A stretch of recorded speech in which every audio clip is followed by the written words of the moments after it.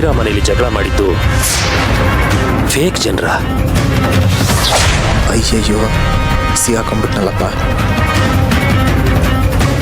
ಅಂದ್ರೆ ಅವತ್ತು ಗಲಾಟೆ ಮಾಡಿದವರು,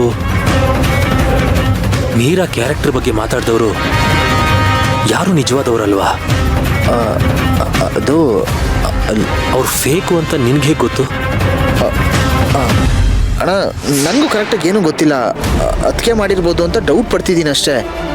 ಅವರೇ ಮಾಡಿದ್ದು ಅಂತ ನಾನು ಎಲ್ಲೂ ಗ್ಯಾರಂಟಿಯಾಗಿ ಹೇಳಿಲ್ವಲ್ಲ.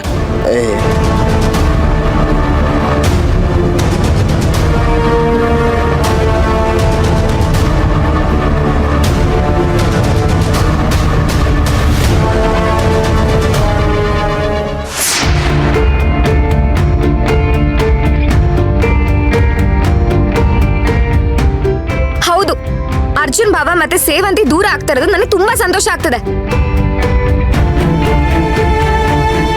ಹೇಳೋಕಾಗದೇ ಇರೋ ಬಂಜೆ ಒಳಗೆ ತಾಯಿ ಗುಣನ. ಅವಳು ಕಲ್ತಿರೋ ಬುದ್ಧಿಗೆ ಅವಳಿಗೆ ಜನ್ಮದಲ್ಲಿ ಮಕ್ಕಳಾಗಲ್ಲ. ಭಾವ, ಕಾಫಿ ತಗೊಳ್ಳಿ. ನನಗ್ ಬೇಡ. ಯಾಕೆ ಭಾವ? ಮಾತಾಡಬೇಡಿ ನನ್ನ ಹತ್ರ ನೀವು. ಯಾಕೆ ಭಾವ? ನನಗೆ ನಿಮ್ಮ ಮೇಲೆ ತುಂಬಾ ಕೋಪ ಬಂದಿದೆ. ಏನ್ ಭಾವ ನೀವು ಒಳ್ಳೆ ಚಿಕ್ಕ ಮಕ್ಳ ತರ ಮುನ್ಸ್ಕೋತಿರಲ್ಲ. ಅಂತ ತಪ್ಪು ಇವಾಗ ನಾನು ಏನ್ ಮಾಡ್ದೆ? ಅಲ್ಲ ಅದಕ್ಕೆ ನಾನು ನಿಮ್ಗೆ ಅಷ್ಟೊಂದು ದೂರ ಆಗ್ಬಿಟ್ನ? ನನಗೆ ಗೊತ್ತಿಲ್ಲದೆ ಏನೇನೋ ನಡೆಸ್ತಾ ಇದ್ದೀರಾ? ಭಾವ, ನೀವ್ ವಿಷಯನ ಹೇಳ್ದೆ ಈ ತರ ಕೋಪ ಮಾಡ್ಕೊಂಡ್ರೆ ನನ್ಗೆ ಏನ್ ಅರ್ಥ ಆಗ್ಬೇಕು? ಈ ಮನೇಲಿ ಅರ್ಜುನ್ ಮೀರಾಗೂ ಎಂಗೇಜ್ಮೆಂಟ್ ಆಯ್ತಂತೆ.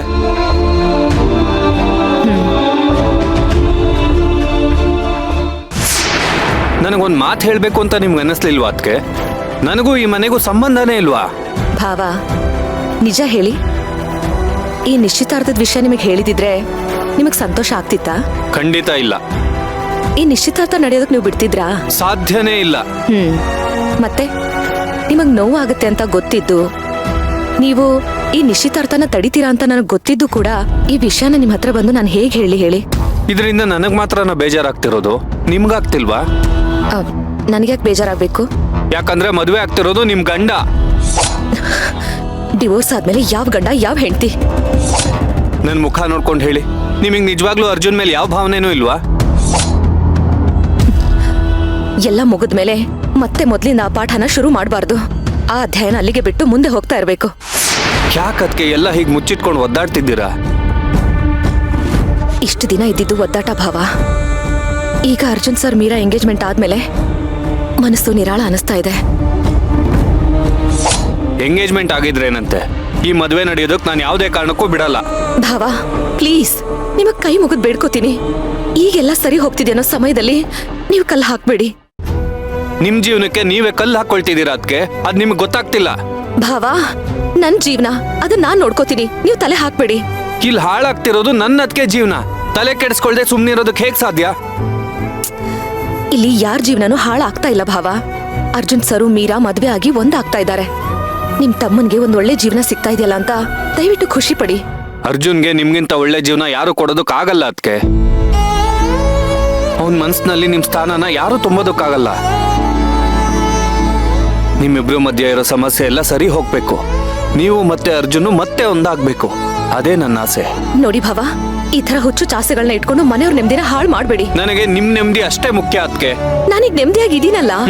ಚಿನ್ನಂತ ಸಂಸಾರಕ್ಕೆ ಬೆಂಕಿ ಹಚ್ಕೊಂಡು ನೆಮ್ಮದಿಯಾಗಿದ್ದೀನಿ ಅಂತ ನಿಮಗ್ ನೀವೇ ಯಾಕೆ ಸುಳ್ಳು ಹೇಳ್ಕೊಳ್ತಿದ್ದೀರಾ ಅದಕ್ಕೆ? ಯಾವುದೇ ಕಾರಣಕ್ಕೂ ಈ ಮದುವೆ ನಡೆಯಲ್ಲ, ನಾನ್ ನಿಮ್ಗೆ ಆಲ್ರೆಡಿ ಹೇಳಿದ್ದೀನಿ.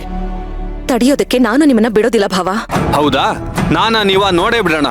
ಅರ್ಜುನ್ ಅದ್ ಹೇಗ್ ಮೀರಾ ಕುತ್ತಿಗೆ ತಾಳಿ ಕಟ್ತಾನೋ ನಾನು ನೋಡೇ ಬಿಡ್ತೀನಿ. ನೋಡಿ ಭಾವ, ಇವಾಗ ಮನೆಯಲ್ಲಿ ಈ ತರ ನೀವು ಗಲಾಟೆ ಮಾಡಿ ಮದ್ವೆ ನಿಲ್ಸೋದಾಗ್ಲಿ ಅಥವಾ ಹೋಗಿ ಅರ್ಜುನ್ ಸರ್ನ ಬೈಯೋದಾಗ್ಲಿ ಮಾಡಿದ್ರೆ ನನ್ ಮೇಲೆ ಆಣೆ.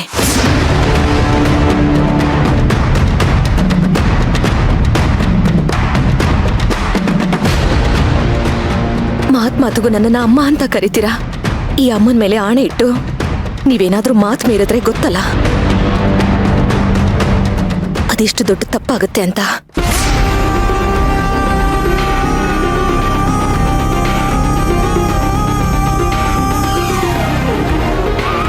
ಈಗ ನಾನು ನಿಮ್ಗೆ ಏನ್ ಹೇಳಿದ್ರು ಯೂಸ್ ಇಲ್ಲ. ಮಗು ಇಲ್ಲ ಅನ್ನೋ ಚಿಂತೆಲಿ, ಈ ವಂಶ ಬೆಳಿಬೇಕು ಅನ್ನೋ ಕಾಳಜಿಲಿ ನೀವು ಹೀಗೆಲ್ಲ ಮಾಡ್ತಿದ್ದೀರಾ ಅಂತ ನನಗೆ ಗೊತ್ತು.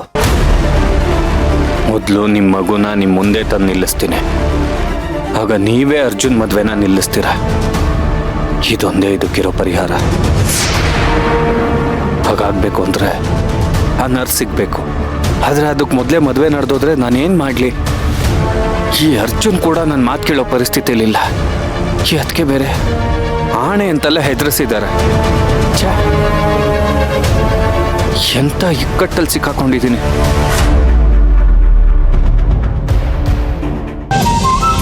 ಸುಖ ದುಃಖಗಳು ಚಳಿಗಾಲ ಬೇಸಿಗೆಗಾಲ ಬಂದು ಹೋಗೋ ರೀತಿ ನಿರಂತರವಾಗಿ ಉಳಿಯುವುದಿಲ್ಲ.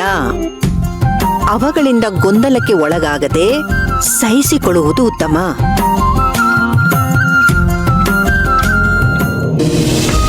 ಓ, ಏನು ಮಹಾರಾಣಿಯವರು ನನ್ನ ಬಂದು ನೋಡೋಷ್ಟು ಪುರ್ಸತ್ತಾಗ್ಬಿಟ್ಟಿದೆ?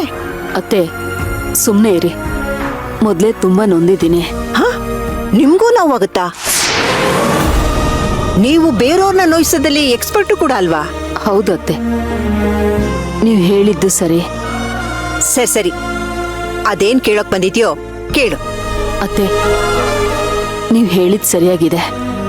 ಮೀರಾ ನಮ್ ಸೇವಂತಿಗೆ ಸಮ ತೂಗೋದೇ ಇಲ್ಲ. ಓಹೋ, ನಾನವತ್ತೇ ಬಡ್ಕೊಂಡೆ. ಗರಿ ಇರೋದೆಲ್ಲ ನವಿಲಲ್ಲ, ಕೆಲವೊಂದ್ಸಲ ಕೆಂಪುತನೂ ಆಗಿರುತ್ತೆ ಅಂತ.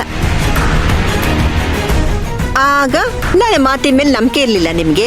ಈಗ ಗೊತ್ತಾಯ್ತಾ ನಿಮ್ಗೆಲ್ಲ? ಮನೆಗ್ ಬಂದಿರೋ ಮೀರಾ ನವಿಲಲ್ಲ, ಕೆಂಪುತ. ಅತ್ತೆ, ಮೀರಾ ಒಳ್ಳೆ ಹುಡುಗಿನೇ.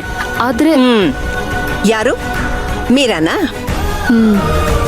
ಕಚ್ಚೋ ಸರ್ಪನ್ ಬೇಕಾದ್ರೂ ನಂಬೋದು, ಆದ್ರೆ ಅವಕಾಶವಾದಿ ಮೀರನ್ ಮಾತ್ರ ಯಾವತ್ತೂ ನಂಬೇಡ. ಇಲ್ಲ ಅತ್ತೆ, ಮೀರಾ ಸೇವಂತಿಯಷ್ಟು ಒಳ್ಳೆಯವಳು ಅಲ್ದೇ ಇರ್ಬೋದು, ಆದ್ರೆ ನೀವ್ ಹೇಳೋಷ್ಟು ಕೆಟ್ಟವಳಲ್ಲ. ನಿನ್ ತಲೆ. ನನ್ ಪ್ರಕಾರ ಅವಳು ಒಳ್ಳೆಯವಳು ಅಲ್ಲ. ನಮ್ ಸೇವಂತಿಗೆ ಸರಿಸಮವಾಗಿ ತೂಗೋದು ಇಲ್ಲ. ಇವತ್ತು ಹೇಗ್ ನಿನ್ಗೆ ಅವಳು ಸೇವಂತಿಗೆ ಸರಿಸಮ ಅಲ್ಲ ಅಂತ ಗೊತ್ತಾಗಿದ್ಯೋ, ಅದೇ ತರ ಮುಂದೆ ಒಂದು ದಿನ ಅವಳು ಒಳ್ಳೆಯವಳಲ್ಲ, ಕೆಟ್ಟೋಳು ಅನ್ನೋದು ಗೊತ್ತಾಗೇ ಆಗತ್ತೆ. ಈಗಾದ್ರೂ ಸ್ವಲ್ಪ ಎತ್ತೆಚ್ಕೋ. ಮಂದಾಸನದಲ್ಲಿರೋ ದೇವತೆನ ಕೆಳಗಡೆ ಹಾಕಿ ಅದ್ಯಾವುದೋ ಪಿಚಾಚಿನ ತಂದು ಕೂರ್ಸೋದಕ್ಕೆ ಪ್ರಯತ್ನ ಪಡಬೇಡ. ಆದ್ರೆ ಅತ್ತೆ, ಕೊನೆ ಗಳಿಗೆಲಿ ಏನ್ ಮಾಡಕ್ಕಾಗತ್ತೆ? ಯಾಕಾಗಲ್ಲ? ನೀನು ತಾಯಾಗಿ ಒಂದು ಒಳ್ಳೆ ನಿರ್ಧಾರ ತಗೋ. ಈ ಮದುವೆ ನಿಲ್ಸು.